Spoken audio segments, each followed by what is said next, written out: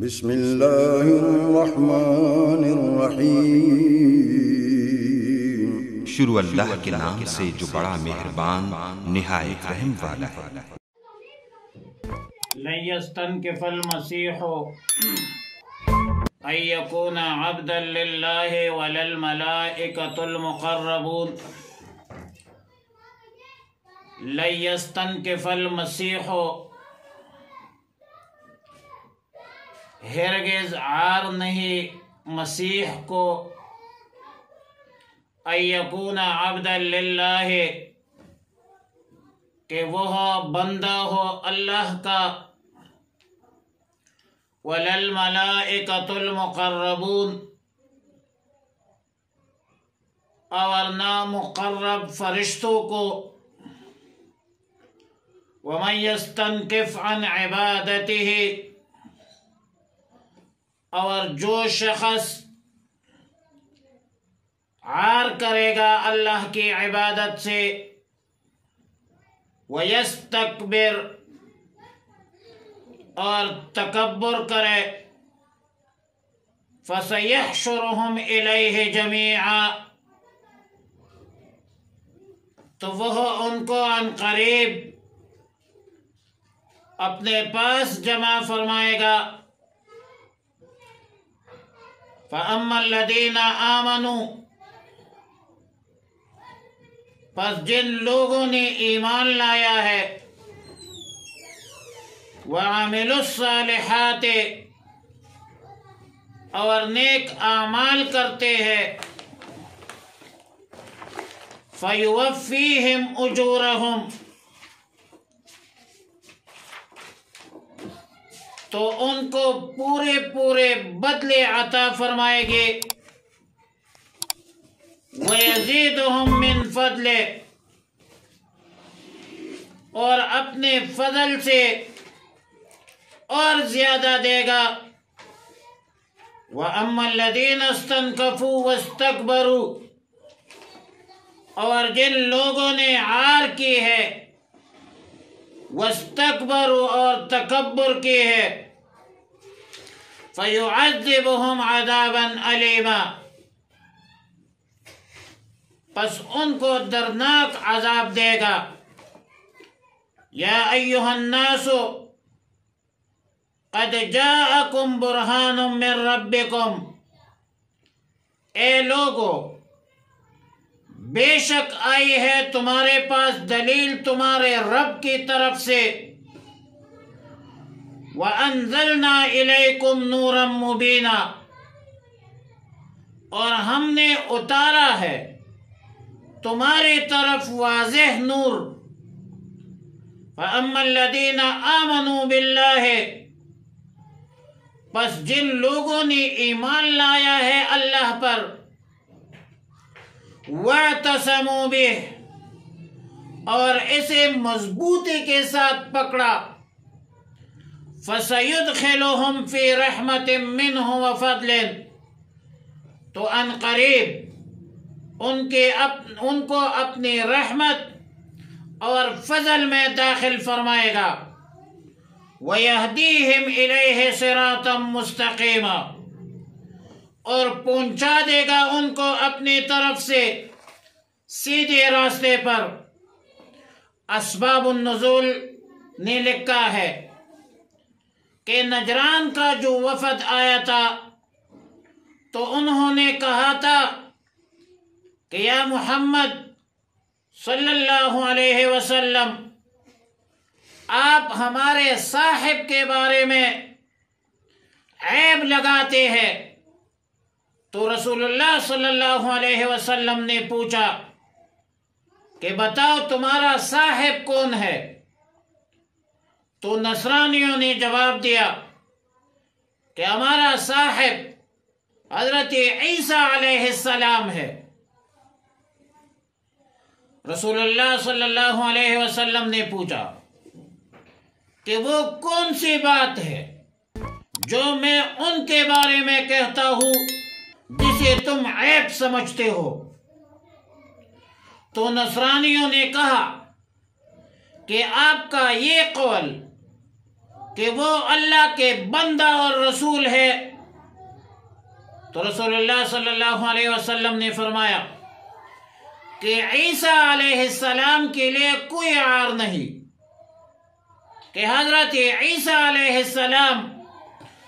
اللہ کا بندہ بنے۔ تو نصرانی کہنے لگے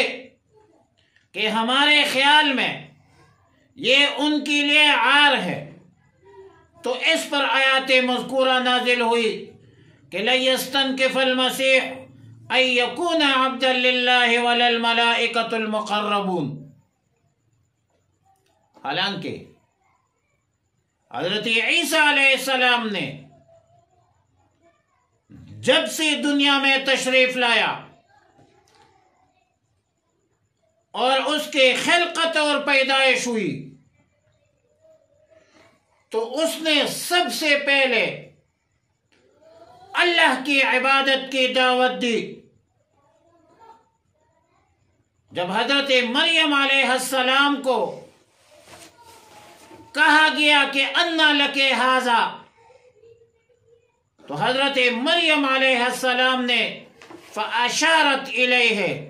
اس نے حضرت عیسیٰ علیہ السلام کی طرف اشارہ کیا، اور حضرت عیسیٰ علیہ السلام نے فرمایا انی عبد اللہ آتانی الکتاب وجعلنی نبیا وجعلنی مبارکا اینما کنت واوصانی بالصلاة والزکاة ما دمت حیا۔ خلقت کے فوراً بعد حضرت عیسیٰ علیہ السلام نے دعوے توحید کے دعوت دی، عبدیت کا اظہار کیا کہ میں اللہ کا بندہ ہوں۔ اور سورہ اعراف میں حضرت عیسیٰ علیہ السلام کا قول یوں منقول ہے، فرمایا ان اللہ ربی و ربکم، ان اللہ ربی و ربکم فاعبدوہ ھذا صراط مستقیم، بلا شبہ میرا رب تمہارا رب اللہ ہے، بس اللہ کی عبادت کرو، ھذا صراط مستقیم، یہ سیدھا راستہ ہے۔ اور سورہ مائدہ میں وقال المسیح یا بنی اسرائیل اعبدوا اللہ ربی وربکم انہ من یشرک باللہ فقد حرم علیہ الجنہ ومأواہ النار۔ حضرت عیسیٰ علیہ السلام نے فرمایا کہ اے بنی اسرائیل، اللہ کی عبادت کرو جو میرا رب ہے، جو تمہارا رب ہے،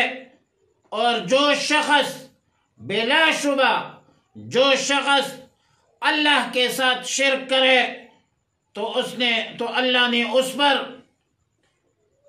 جنت حرام فرما دی ہے اور اس کا ٹھکانہ جہنم ہوگا۔ بندگی کوئی عار نہیں، زندگی آمد برائے بندگی، زندگی بے بندگی شرمندگی۔ عبدیت بندگی ہر عارف کے لیے قابل فخر ہوتا ہے۔ کیا رسول اللہ صلی اللہ علیہ وسلم کے بارے میں قرآن کریم میں جگہ جگہ عبدیت کا اظہار نہیں ہوا ہے؟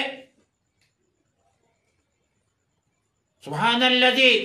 اسری بعبدہ لیلا من المسجد الحرام الی المسجد الاقصی، عبد نہیں کہا، تبارک الذی نزل علی عبدہ عبد کہا، فاوحى الی عبدہ ما اوحى۔ جب چیلنج کرتے ہیں قرآن کی وَإِن كُنتُمْ فِي رَيْبٍ مِّمَّا نَزَّلْنَا عَلَىٰ عَبْدِنَا، عبدیت بندگی تو مقصد ہے زندگی کا، وَمَا خَلَقْتُ الْجِنَّ وَالْإِنسَ إِلَّا لِيَعْبُدُونَ۔ اور رسول اللہ صلی اللہ علیہ وسلم کے علاوہ دیگر انبیاء علیہم السلام کو عبدیت کی صفت سے متصف فرمایا ہے، اور اس عبدیت کی صفت سے متصف کر کے ذکر کیا ہے۔ وَاذْكُرْ عَبْدَنَا دَاؤُودَ ذَا الْأَيْدِ إِنَّهُ أَوَّابٌ، حضرت داؤد علیہ السلام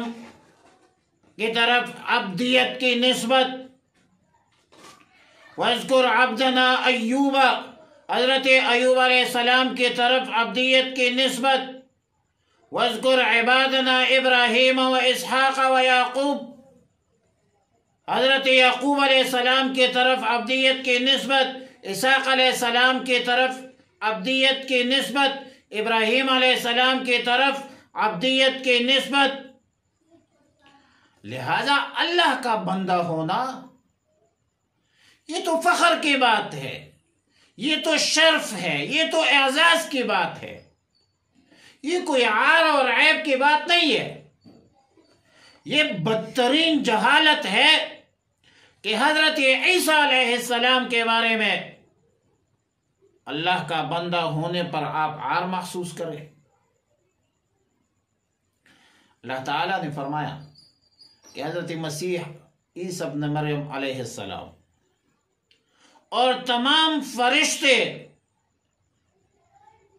فرشتوں کو عبدیت میں کوئی عار نہیں ہے۔ وَمَن يَسْتَنْكِفْ عَنْ عِبَادَتِهِ وَيَسْتَكْبِرْ فَسَيَحْشُرُهُمْ إِلَيْهِ جَمِيعًا، جو شخص اللہ کی بندگی سے استنکاف کرے، اپنے لیے عار سمجھے، تکبر کرے، ان کے لیے دردناک عذاب ہے۔ اور یہ تو نصارہ کی تردید ہوئی۔ اب اس کے بعد پورے عالم انسانیت کو خطاب فرمایا کہ یا ایھا الناس، اے لوگو، قد جاءکم برہان من ربکم، بے شک آئے ہے تمہارے پاس دلیل تمہارے رب کی طرف سے، اور ہم نے اتارا ہے تمہاری طرف واضح نور۔ علامہ بغوی معالم التنزیل میں لکھتے ہیں کہ برہان سے مراد رسول اللہ صلی اللہ علیہ وسلم کے ذات گرامی اور عند البعض قرآن کریم ہے۔ حافظ اماد الدین ابن کثیر رحمہ اللہ تعالی نے، ابن جریج اور در منصور نے حضرت قتادہ کا قول نقل کیا ہے کہ نور مبین سے مراد قرآن کریم ہے۔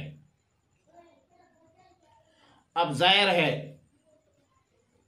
کہ نور مبین سے مراد قرآن کریم ہے یا برہان سے رسول اللہ مبارک صلی اللہ علیہ وسلم کی ذات ہے، یہ کوئی حقیقت میں کوئی اختلاف نہیں ہے، کیونکہ قرآن کریم حجت بھی ہے اور نور مبین بھی ہے۔ رسول اللہ صلی اللہ علیہ وسلم کے ذات گرامی حجت بھی ہے اور نور مبین بھی ہے، لیکن ایسا نور محض ثابت نہیں ہوتا جو بشریت اور جسمانیت کے منافی ہو۔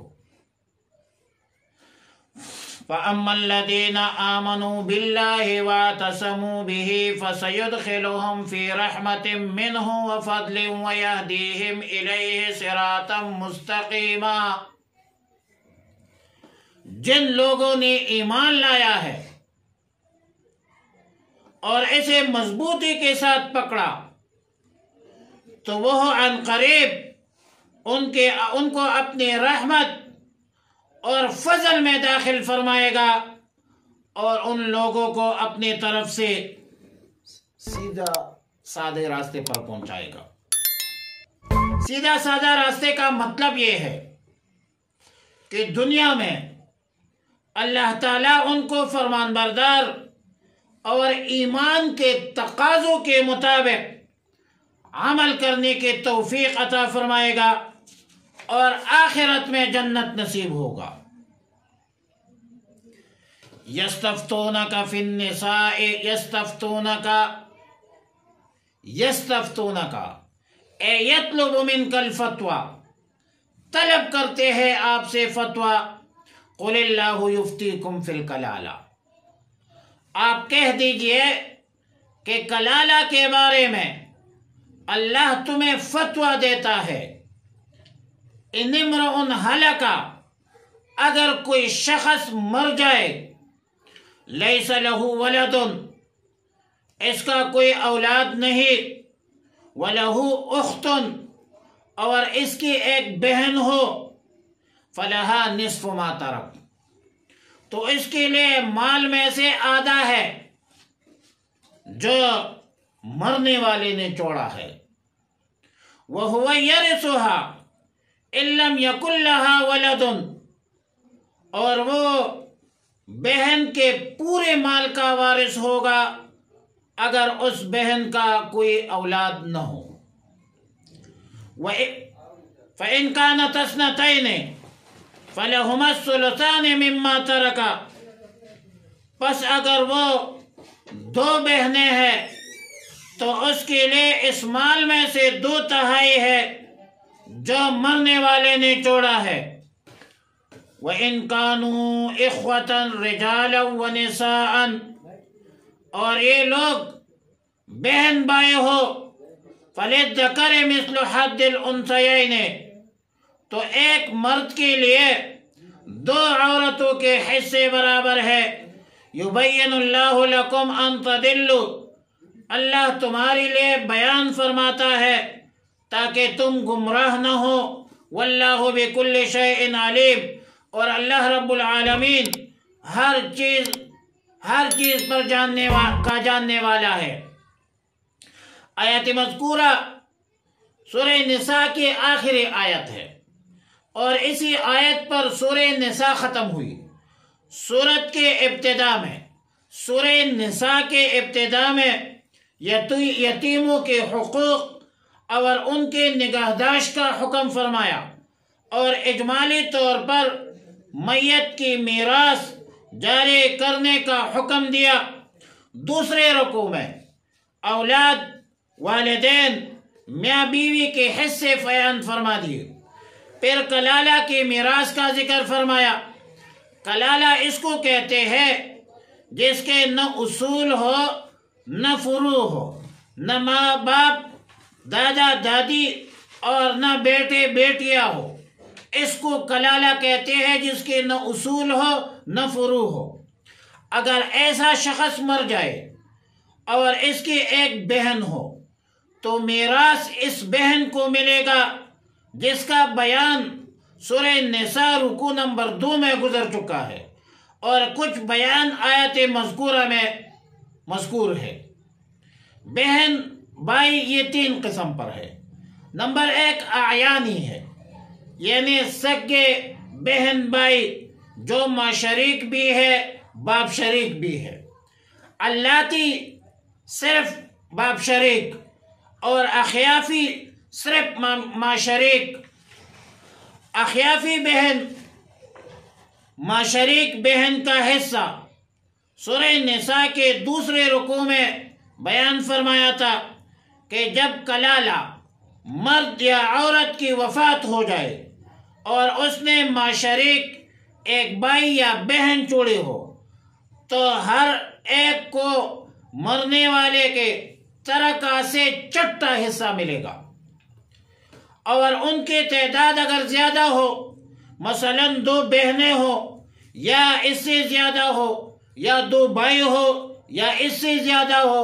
یا ایک بھائی اور ایک بہن ہو یا اس سے زیادہ ہو، تو یہ سب لوگ مرنے والے کے تہائی مال میں برابر کے شریک ہوں گے، اور ان میں مرد عورت کا حصہ برابر ہوگا۔ لڑکے کو لڑکی سے دگنا حصہ نہیں ملے گا۔ اور اس آیت میں سورہ نساء کے آخر میں اس آیت میں اعیانی اور اخیافی، یعنی باپ شریک اور ماں شریک، بہن اور صرف باپ شریک بہن کا حصہ بتلا دیا کہ اگر کوئی ایسا شخص مر جائے جو کلالہ ہو اور اس نے ایک بہن چھوڑے ہو جو اعیانی یا علاتی ہو تو اس کو آدھا مال ملے گا، تکفین، تجہیز، ادائے قرض اور ثلث مال کی وصیت کے بعد۔ اور اگر کوئی ایسی عورت کی وفات ہو گئی جو کلالہ تھی اور اس نے ایک بھائی اعیانی یا علاتی چھوڑا ہو تو اس کو کل مال ملے گا، اور تکفین، تجہیز، ادائے قرض اور ثلث مال کی وصیت کے بعد۔ اور اگر کسی کلالہ مرد نے 2 اعیانی یا علاتی بہنیں چھوڑے ہو تو ان کو مرنے والے کے مال سے 2/3 ملے گا۔ اور اگر اعیانی یا علاتی بہنیں متعدد بہن بھائی چھوڑے ہو تو مرنے والے کا مال ان بہن بھائیوں پر اس طرح تقسیم ہوگا کہ ایک مرد کو 2 عورتوں کے برابر حصہ دے دیا جائے گا۔ البتہ اعیانی بھائی کی وجہ سے علاتی بہن بھائی سب ساقط اور محروم ہو جاتے ہیں، لیکن اعیانی بہن کی وجہ سے علاتی بہن بھائی کا حصہ جو ہے کبھی ساقط ہو جاتا ہے اور کبھی کم ہو جاتا ہے، گھٹ جاتا ہے، جس کے تفصیلات سراجی اور شریفیہ میں ہیں۔ اور بالکل آخر میں فرمایا کہ یبین اللہ لکم ان تضلوا، اللہ تمہارے لیے بیان فرماتا ہے تاکہ تم گمراہ نہ ہو جاؤ۔ واللہ بکل شیء علیم، اللہ تعالی ہر چیز کو جانتا ہے اور اللہ کو